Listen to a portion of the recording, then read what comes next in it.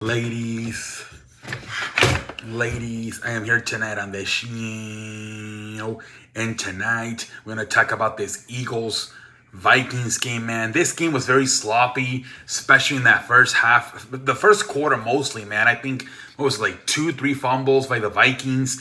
The Eagles had an interception, very sloppy. First quarter. Then in the second quarter, they got a little better, but the Vikings continues to fumble the ball. But the Eagles kind of exploded there. I think they took a second, what was it, a 16, 7 lead into halftime. And then they added more points. I think the Kirk Cousins got strip sack fumble to start the third quarter. Eagles scored again. Then I think they had a bomb with Jalen Hurts and what the hell's his name? Devontae Smith. And they took like a 27-7 lead, and it looked like the game was over. But then finally, towards the end of the game, about 10 minutes left, finally the Vikings hit their head on their ass, and they started scoring, made it like, what was it, 27-14, then 27-21. Eagles scored again with DeAndre Swift, made it 34-21. Then the Vikings scored again, 28-34. That was the final score, 34-28. Eagles win.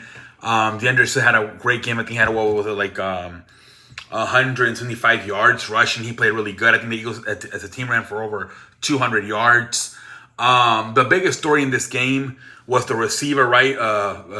Jefferson fumbling the ball and on the end zone at the 1 yard line, and the ball going out of bounds.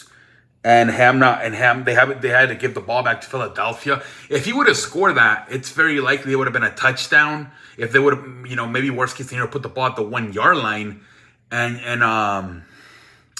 you put the ball at the 1 yard line, and they could have won this game possibly 35-34 if it's not for that play right there, man. A lot of people were complaining, man. That's kind of a stupid play right there.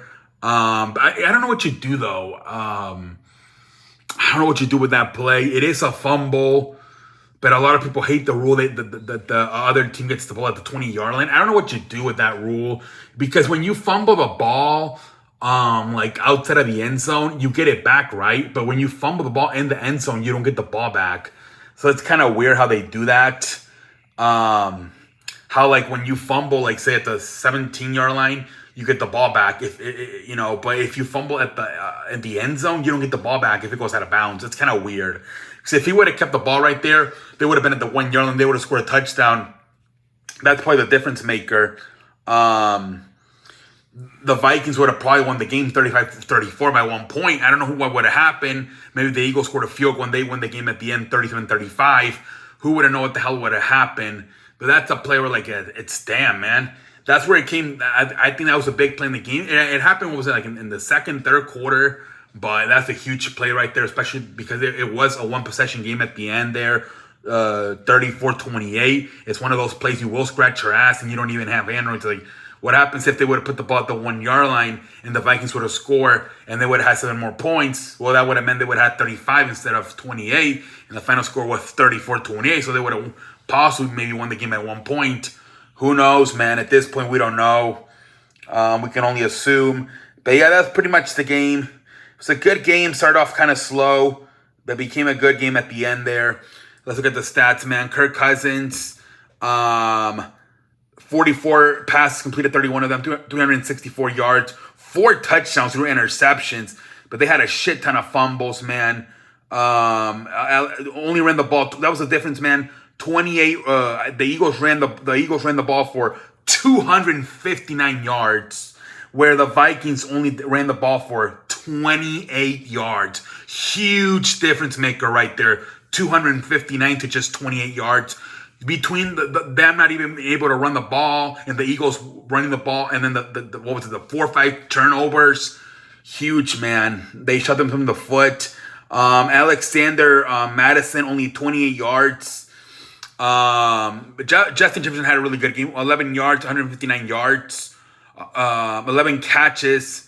He had a really good game. TJ Heckerson, 7 catches, 66 yards, 2 touchdowns. But all these damn fumbles, man. 4 fumbles, man. Kirk Cousins, strip sack fumble. Brendan Powell fumbled it. Alexander Madison, Justin Jefferson, which They all fumble, man. 4 fumbles, all lost fumbles, man. And they couldn't run the ball. It's a shame because finally Kirk Cousins played good on prime time. 364 yards, 4 touchdowns. He did have that strict sack fumble, but it's like, damn, man, you can't capitalize all of this. It's kind of like, Jesus Christ, come on, man. We finally get a good performance from Kirk Cousins on a primetime game, and we fucking lose it, man. For the Eagles, Jalen Hurts, 23 passes completed, 18 of them, 193 yards, 1 touchdown, 1 interception. DeAndre Swift led the way with 175 yards rushing, 1 touchdown. Jalen Hurts, 35 yards rushing for Jalen Hurts, 2 touchdowns, like I said, as a team, 259 yards rushing, man. Devontae Smith in both AJ Brown and Devontae Smith led the way with 4 catches. Devontae Smith 131 yards, 1 touchdown. AJ Brown 29 yards. Dallas Goedert 6. Oh, actually, Dallas Goedert had more yards. More receiving passes. 6 for 22. But yeah, man. The fumbles were a huge story for the fumbles were huge for the Vikings. All 4 fumbles, especially the one by Justin Jefferson at the goal line. And then, like I said, the running game, man. The Eagles ran all up and down the field the entire game, man. All the damn game, especially with DeAndre Swift, 175 yards, where the Vikings could have seen their lives, man. The Vikings couldn't do shit with as far as running the ball. I think this is possibly a game where they did miss Dalvin Cook, man. Because, Jesus Christ, man, they cannot run the ball, and they cannot literally keep the ball from not being fumbled. Jesus Christ. But hey, man, like I said, who knows what would happen if they fumble the ball. You got to take care of the football, man. Got to take care of it, man. And I know that rule's kind of weird, where if you fumble the ball outside of the end zone and it goes out of bounds, you keep it. But if you fumble the ball and it goes behind the end zone, you don't keep it. That rule's kind of weird. But at the same time, you did fumble 3 other times. You couldn't run the ball, and on the other side, you couldn't stop them from running the ball. So it's not like, but that was like we'll see what the hell. Maybe they'll look at that rule in the offseason about the fumbling in the end zone. Anyways, until next time, I'm out like a light. Have a good night, everybody. Finish. What the hell is happening, ladies and gentlemen?